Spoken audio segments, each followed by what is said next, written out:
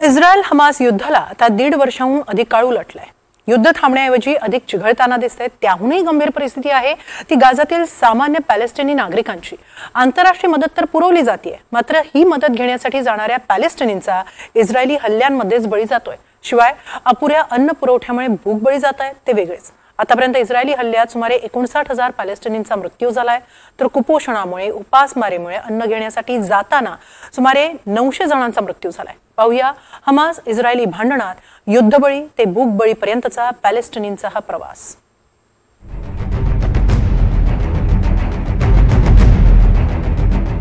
गाझामध्ये Israeli हल्ले सुरूच। Bomb हल्ल्यांमध्ये 59,000 पॅलेस्टिनी ठार। गाझामध्ये कुपोषण उपासमारीचेही अनेक बळी। 7 ऑक्टोबर 2023 पासून सुरू झालेलं हमास इस्रायल युद्ध अद्याप थांबलेलं नाही। कतारमध्ये दोन्ही देशांमध्ये वाटाघाटी सुरू आहेत, मात्र त्यात यश येत नाहीये। अशात आता इस्रायलने हल्ले अधिक तीव्र केलेत। गाझाच्या मध्य भागातही इस्रायलकडून हल्ले केले जात आहेत। काही दिवसांपूर्वीच इस्रायलकडून गाझाच्या देर अल बलाह या शहरात पूर्वसूचना देऊन हल्ले करण्यात आले। त्याआधी तिथल्या नागरिकांना मोठ्या प्रमाणात विस्थापित व्हावं लागलं। खरं तर पॅलेस्टिनची 90% लोकसंख्या आता विस्थापित झाली आहे। देर अल बलाह या एकमेव शहराला अद्याप युद्धाची तितकीशी झळ बसली नव्हती। मात्र याच भागात हमासनं इस्रायली ओलिसांना लपून ठेवल्याच्या संशयामुळे आता इस्रायलनं इथंही हल्ले सुरू केलेत। सध्या हमासकडे इस्रायलचे सुमारे 50 ओलीस आहेत, मात्र त्यातील निम्मेच ओलीस जिवंत असल्याचा संशय आहे। गेल्या 21 महिन्यांच्या या युद्धात आतापर्यंत 59,000 पॅलेस्टिनींनी जीव गमावल्याची माहिती गाझाच्या आरोग्य विभागाने दिली आहे। मात्र यात दहशतवादी किती आणि नागरिक किती याबाबत कोणतीही स्पष्टता नाही। मात्र मृतांमध्ये महिला आणि मुलांचाही समावेश लक्षणीय आहे। गाझाचा आरोग्य विभाग हा हमास सरकारचा भाग असला तरी संयुक्त राष्ट्र आणि इतर संस्थांसाठी याच विभागाची आकडेवारी प्रमाण मानली जाते।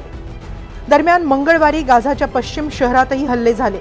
त्यात सुमारे 12 जणांचा मृत्यू झाला, तर 38 जण जखमी झालेत।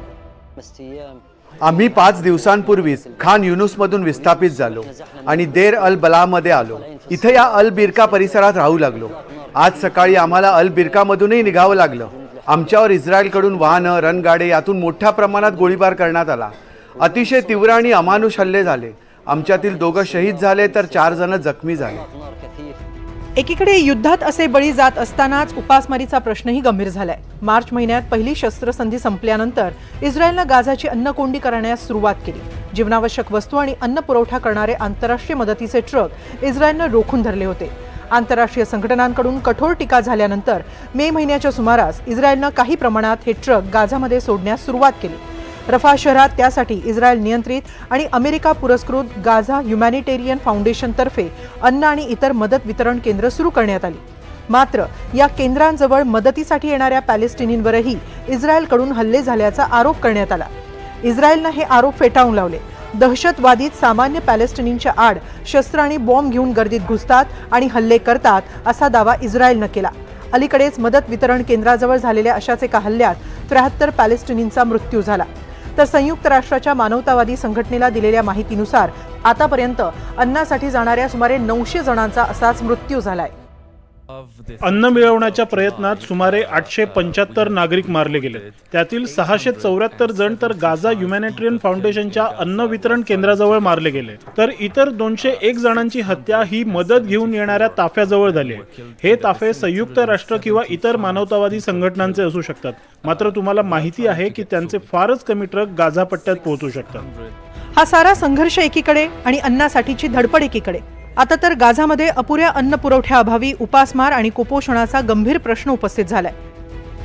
सकाळपासून मी 1 किलो पिठाच्या शोधात आहे। गाझामध्ये कुठेही मिळालं नाही। या उपासमारीमुळे माझी मुलं धड झोपूही शकत नाहीत। मी सकाळी ब्रेडच्या शोधात निघालो, आता माझी पत्नी रुग्णालयात दाखल आहे। कित्येक तास मी अन्नाच्या शोधात आहे।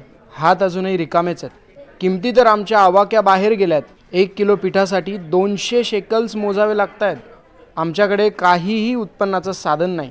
आमच्याकडे केवळ आता भूक उरली आहे। अनेक लहान मुलांसह मोठ्या नागरिकांनाही कुपोषणाचा सामना करावा लागतोय।